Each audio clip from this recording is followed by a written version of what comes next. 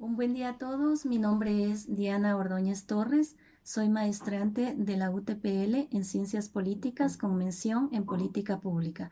El día de hoy vamos a ver un tema muy importante donde vamos a conocer los hechos relevantes durante el gobierno de la Revolución Ciudadana, del año 2007 al 2017. Para lo cual es importante citar cuatro temas relevantes como son el nacionalismo, desarrollismo, estatismo y viabilidad. Nos basaremos en la obra del año 2009, escrita por Pablo Ospina Peralta, titulada El proyecto político de la Revolución Ciudadana, líneas maestras. Mencionó el autor que todo proyecto político se negocia en la práctica de las relaciones de fuerza social. De esta manera, el Ejecutivo se reserva una mayoría en la entidad, encargada de aprobar la apertura de carreras, los reglamentos internos de las universidades, la distribución de los fondos estatales y el sistema de evaluación universitario, que incluye la facultad de intervenir, suspender y finalmente cerrar las universidades en caso de problemas de calidad.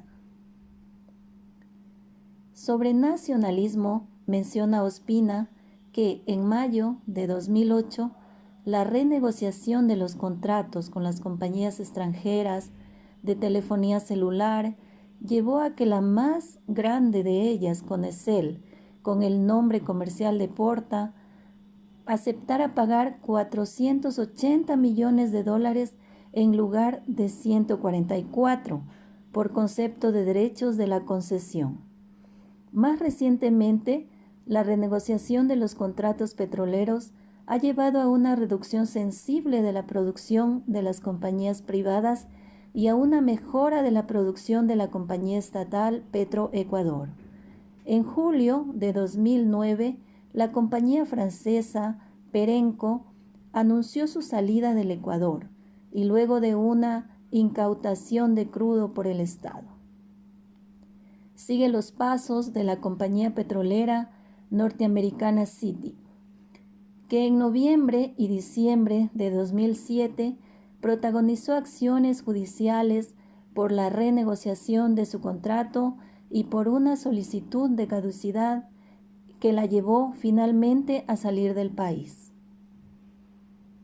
También las operaciones del Bloque 31 en manos de la compañía brasileña Petrobras pasaron a la Compañía Petrolera Nacional. En agosto de 2009, el gobierno ecuatoriano anunció la búsqueda de mecanismos alternativos de arbitraje en lugar del CIADI, Centro Internacional de Arreglo de Diferencias Relativas e Inversiones, que se sumó a la adhesión a la Alternativa Bolivariana de las Américas, ALBA, en julio. Adicionalmente, el Ecuador ha dinamizado la creación del Banco del Sur entre los países sudamericanos y alentado la creación del Sucre, Sistema Único de Compensación Regional, como moneda de cuenta para las transacciones latinoamericanas. Tal vez el anuncio de mayor impacto internacional fue la presentación de los resultados de una auditoría independiente de la deuda externa en el mes de noviembre de 2008 y la moratoria de los bonos globales en diciembre de 2008.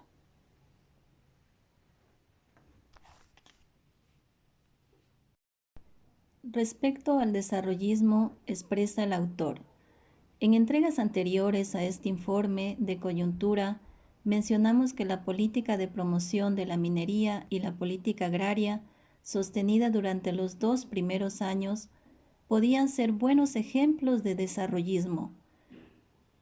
En tanto, resaltaban la completa subordinación de las consideraciones ambientales al crecimiento económico y buscaban reforzar la posición de grandes grupos económicos nacionales, sobre todo aquellos principalmente volcados al mercado interno.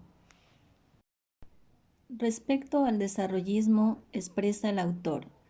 En entregas anteriores a este informe de coyuntura, mencionamos que la política de promoción de la minería y la política agraria, sostenida durante los 2 primeros años, podían ser buenos ejemplos de desarrollismo.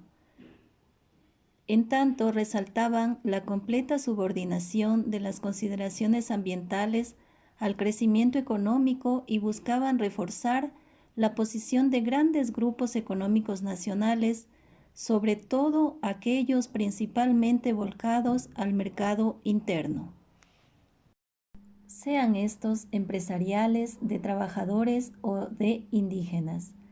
Segundo, centralizar el manejo presupuestario y la elaboración de políticas públicas de todas las entidades del Estado, sean autónomas o no. Tercero, reforzar hasta la obsesión la autoridad y la majestad del Estado para aplicar las leyes. Un caso claro es el de los mecanismos de participación ciudadana impulsados por el gobierno, que son, sin excepción, puramente consultivos. El corolario es la supresión sistemática de los consejos que definen políticas públicas como espacios de poder social dentro del Estado. Fortalecer el Estado es para el gobierno fortalecer al Ejecutivo. Esto lo ha llevado a enfrentarse con las organizaciones sociales más importantes del país. El principal blanco de la descorporativización han sido los sindicatos del sector público, petroleros, jubilados y especialmente los maestros, que disponen del gremio más fuerte. Con la Unión Nacional de Educadores UNE, el gobierno ciudadano mantiene un conflicto frontal desde inicios del 2009, a propósito de la evaluación docente, pero también mantiene un enfrentamiento abierto contra el corporativismo de la CONAIE, Confederación de Nacionalidades Indígenas del Ecuador. En febrero de 2009 cambió el decreto que permitía desde 1989.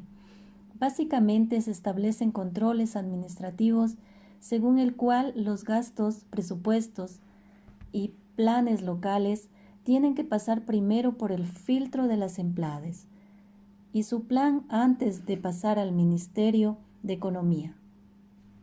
Las leyes de compras públicas que establecen un registro único de proveedores para todas las entidades del sector público y el sistema de cuenta única del Tesoro consiste en que las instituciones públicas que manejan fondos estatales funcionan sin chequera propia, hacen una solicitud de transferencia para cada compra en particular al Ministerio de Economía, para realizar los pagos a los proveedores registrados.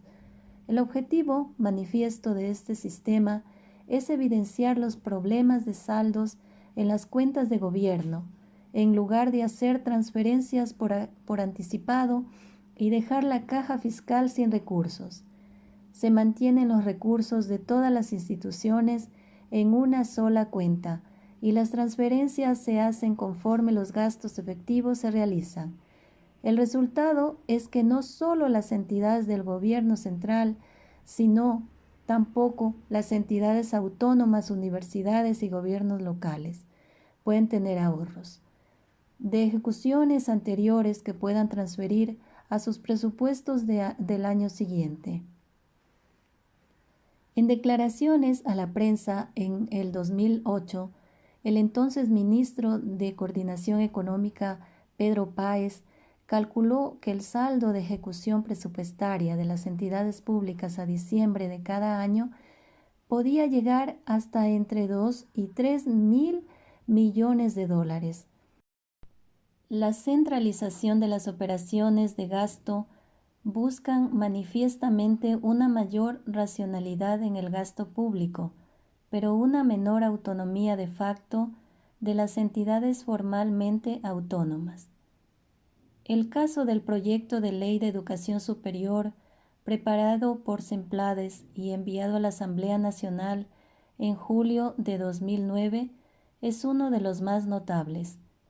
Mientras tanto, el Poder Ejecutivo se reserva la mayoría en el órgano regulador del sistema de educación superior, y la Secretaría será la encargada de aprobar la creación de nuevas universidades, definir las políticas de educación superior, aprobar la intervención de instituciones universitarias, aprobar las carreras, aprobar los estatutos de las instituciones universitarias, aprobar las rentas del Estado y su distribución, aprobar las normativas de acreditación y evaluación, entre otras.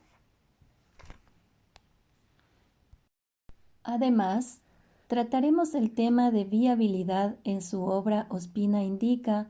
Lo más llamativo del proyecto ciudadano es que se hace en oposición a todos los grupos organizados por igual y que se propone desalojar a todo grupo de interés particular de los comandos del Estado. El mecanismo previsto en la Constitución y en varias de las leyes, por ejemplo, en la Ley de Formación del Banco de la Seguridad Social o en la Ley de Soberanía Alimentaria, es el concurso de méritos y oposición. Es un gobierno central fuerte cuya autoridad deriva de las encuestas de opinión y de los sucesivos resultados electorales. Por supuesto, ese éxito está fundado en la oportunidad de aumentar el gasto público, y este pilar de la estrategia política tiene un primer problema de variabilidad. La viabilidad, porque para poder mantener ese flujo de recursos se necesita un contexto internacional favorable. ¿En quién se sostiene? Es posible argumentar que existe una hegemonía de los sectores medios intelectuales. No son los únicos en el gobierno. Hay lazos con sectores empresariales nacionales, a veces poderosos, como Pronaca, Supermaxi, el Juri, etc. Y con empresarios interesados en crecer alrededor de los contratos públicos. Pero la hegemonía temporal que hoy tienen los intelectuales de clase media deriva de la autoridad personal del presidente de la República. Su poder político deriva fundamentalmente, pero no únicamente, del Estado y de su capacidad de definir políticas estatales. Por esa característica se puede explicar parcialmente un estatismo que dista a muchos de estos intelectuales de las propias matrices organizativas de las cuales provienen gremios estatales, organizaciones no gubernamentales y universidades. Desde marzo del 2008, todas las organizaciones sociales y civiles, incluidas las iglesias, deben inscribirse en un registro único. Las obligaciones financieras y las garantías económicas necesarias para constituir organizaciones de base o de segundo grado se hicieron más pesadas. Esa concentración era sin duda indispensable en el momento inicial, porque un gobierno débil de minoría hubiera quedado atrapado en las redes del poder tradicional. Venció los difíciles obstáculos del corto plazo y de la política inmediata. Pero en vez de usar ese poder para fortalecer a los posibles aliados populares para su proyecto de largo plazo, se alejó de ellos. Ante lo mencionado, les invito a ser actores que impulsen cambios positivos en las políticas públicas del Ecuador, desde nuestros espacios, y a reflexionar en base a las conferencias del enlace expuesto impartida por el presidente de El Salvador y al análisis de Piensa Ecuador, coordinado por Galo Cabanilla. Entonces podemos decir que la obra de Ospina revela claramente a una revolución ciudadana hasta ahora huérfana de ciudadanos, un proyecto diseñado por el gobierno que muestra un enfoque a corto plazo, con un riesgo elevado hacia la pérdida de liquidez y, como lo indica el autor de esta obra expuesta, un proyecto político sin actores sociales en el largo plazo está muerto. Considerando la prueba evidente de este modelo económico que muestra resultados positivos que efectivamente no representan liquidez real, por cuanto sería muy adecuado analizar a fondo un modelo económico que impulse proyectos libres de consumismos, que generen retornos de capital, que logren obtener ingresos adicionales para inyectar más capital de trabajo a nivel local. Proyectos dedicados al fortalecimiento de alianzas estratégicas internacionales con la visión de negociación ganar-ganar. Proyectos incluyentes de actores del sector privado y público, de carácter integrador para una mejor toma de decisiones, donde se unan la capacidad intelectual y la experticia.